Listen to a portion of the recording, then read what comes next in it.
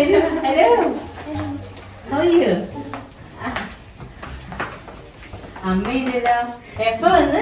അമ്മ 2 ആഴ്ചയായി വന്നിട്ട്. ഓ എന്താണ് വലിയ കുട്ടികൾ ഇപ്പൊ ഏത് ക്ലാസ്സിലാ പഠിക്കണേ? 6ാം ക്ലാസ്സിൽ. 6ാം ക്ലാസ്സിലെത്തിയോ? എന്തുണ്ട് പാർവതി വിശേഷം? സുഖമായിട്ട് ജോലിയൊക്കെ എങ്ങനെ പോകുന്നു? തിരക്കായിട്ട് പോണു.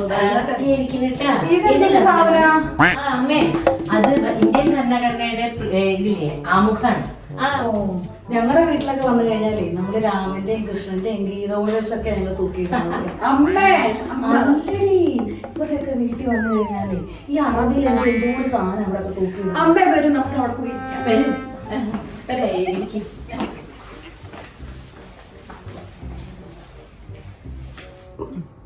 ആന്റി വിശക്കുന്നു. അപ്പോഴേക്കും വിശപ്പ് തുടങ്ങിയോ? നമ്മൾ അവിടെ കഴിച്ചിട്ടല്ലേ. മോർക്കടി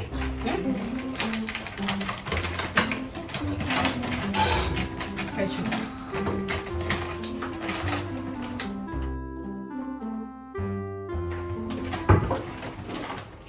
ഇഷ്ടപ്പെട്ടു. ആന്റി നല്ല രുചിയുണ്ടല്ലോ. ഇഷ്ടപ്പെട്ടോ? അതെ, സ്നാക്ക് സ്റ്റോറി പ്രോഡക്റ്റ് ആണ്. നല്ല ക്വാളിറ്റി പ്രോഡക്റ്റ് ആണ്. ട്യൂഷനൊക്കെ തോന്നരുത് കേട്ടോ. അമ്മ അങ്ങനെയൊക്കെ പറയും. പാർവതി, നമുക്കറിയണല്ലേ, പ്രായമുള്ള ആൾക്കാരല്ലേ.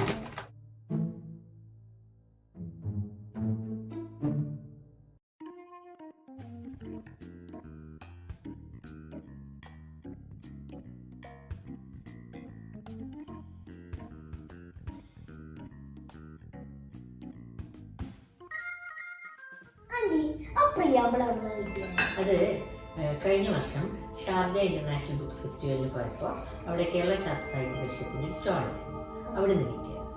Doctor BR. അംബേദ്കർ നോക്കി കേട്ടിട്ടുണ്ടോ? ഇന്ത്യൻ കോൺസ്റ്റിറ്റ്യൂഷൻ എഴുതിയ ആളല്ലേ? അമ്മേ, ഞാൻ പോയി കളിക്കട്ടെ.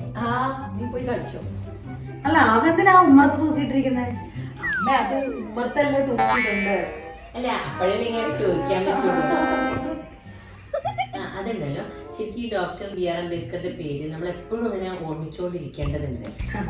അല്ലെങ്കിൽ നിങ്ങളൊക്കെ ഭയങ്കര പുരോഗമനവാദികളാണല്ലോ. ഇപ്പൊ നമ്മളിങ്ങനെ ഇരുന്ന് സംസാരിക്കുന്നത്, പിന്നെ പരസ്യമായിട്ട് നമുക്ക് അഭിപ്രായം പറയാൻ പറ്റുന്നത്, അതേപോലെ രാഷ്ട്രീയ പാർട്ടികള്, ഭരണ നേതൃത്വത്തിലുള്ളവര്, ഇവരെയൊക്കെ വിമർശിക്കാൻ പറ്റുന്നത് ഇതുള്ളത് കൊണ്ടാണെന്നേ. അത് പറഞ്ഞപ്പോഴാ ഞാൻ ഈയിടെ TV-യിൽ ഒരു വാർത്ത കണ്ടായിരുന്നു. സ്ത്രീധനത്തിന് വേണ്ടിയിട്ടാണെങ്കിൽ ഒരു പെണ്ണിനെ ആ പെണ്ണിന്റെ ഭർത്താവും വീട്ടുകാരും കൂടെ എല്ലാം ഉപദ്രവിച്ചിട്ടേ. ശരിക്കും പറഞ്ഞാൽ നമ്മുടെ നാട്ടിലൊക്കെ ഈ ഇഷ്ടമല്ല എന്നുണ്ടെങ്കിലേ കല്യാണം ഒഴിയാനും ജീവനാംശം വാങ്ങിക്കാനൊക്കെ ഉണ്ടെന്ന് ആ TV-യിലെന്ന് പറഞ്ഞു. അതിനത് ഏതോ ഒരു അംബേദ്കറോ അയാളെങ്ങാണ്ടാ നേടിക്കൊടുത്തെന്നൊക്കെ അതിലെന്ന് പറഞ്ഞത്. അതാണ് ആള് പൊളിയാണല്ലോ.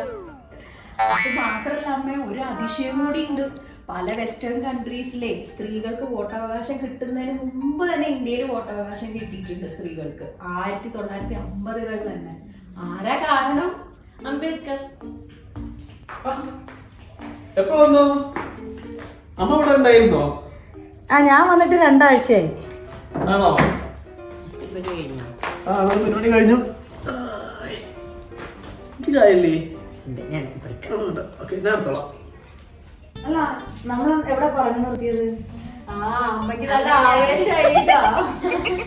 അതെ, ഒരു കാര്യം പറയട്ടെ. നമ്മുടെ ഈ പ്രഗ്നൻസി കഴിഞ്ഞിട്ട് മെറ്റേണിറ്റി ലീവ് ഉണ്ടല്ലോ, ആ മെറ്റേണിറ്റി ലീവ് കൊണ്ടുവന്നത്, മെറ്റേണിറ്റി ലീവും അതിന്റെ ബെനിഫിറ്റ്സും കൊണ്ടുവന്നത് അംബേദ്കറാണ്. അംബേദ്കറെ കുറിച്ചാണോ? ഭരണഘടന പ്രിയാമ്പിള് കണ്ടപ്പോണ്ടായ ടോക്കാണ്. അതെ, ഈ ഡോക്ടർ ബി.ആർ. അംബേദ്കർ എല്ലാ ദിവസവും നമ്മൾ ഓർത്തിരിക്കേണ്ട ഒരു പേഴ്സണാലിറ്റിയാണ്.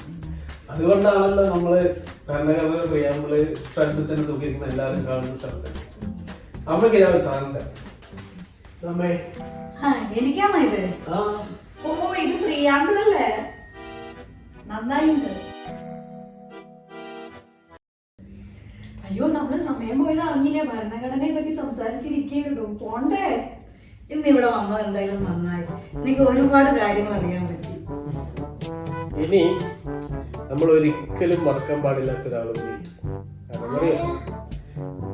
നെഹ്റു, ജവഹർലാൽ നെഹ്റു. ഇന്ത്യന്റെ ആദ്യത്തെ പ്രൈം മിനിസ്റ്റർ അല്ലേ? അതെ, ഇന്ത്യയുടെ ആദ്യത്തെ പ്രൈം മിനിസ്റ്റർ. നെഹ്റു സ്വപ്നം കണ്ടത് വളരെ മോഡേൺ ആയിട്ടുള്ള ഒരു ഇന്ത്യയായിരുന്നു. അതിൻ്റെ ഭാഗമായിട്ടാണ് ഒരുപാട് യൂണിവേഴ്സിറ്റീസും സയൻസ് അക്കാഡമികളും IIT, ഇസ്രോ പോലുള്ള സ്ഥാപനങ്ങളൊക്കെ ഇന്ത്യയിൽ അദ്ദേഹം സ്ഥാപിച്ചത്. അതേ അവസരത്തിൽ എല്ലാ പൗരന്മാർക്കും തുല്യ അവസരവും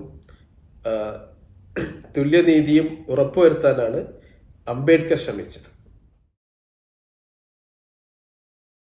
Our difficulty, as I said, is not about the ultimate future. Our difficulty is how to make the heterogeneous mess that we have today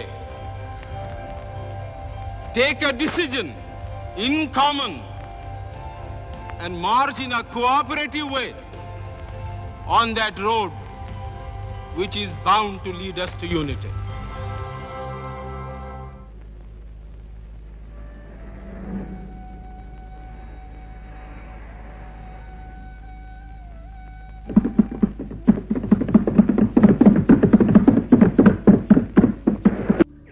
Long years ago, we made a tryst with destiny, and now the time comes when we shall redeem our pledge, not wholly or in full measure, but very substantially.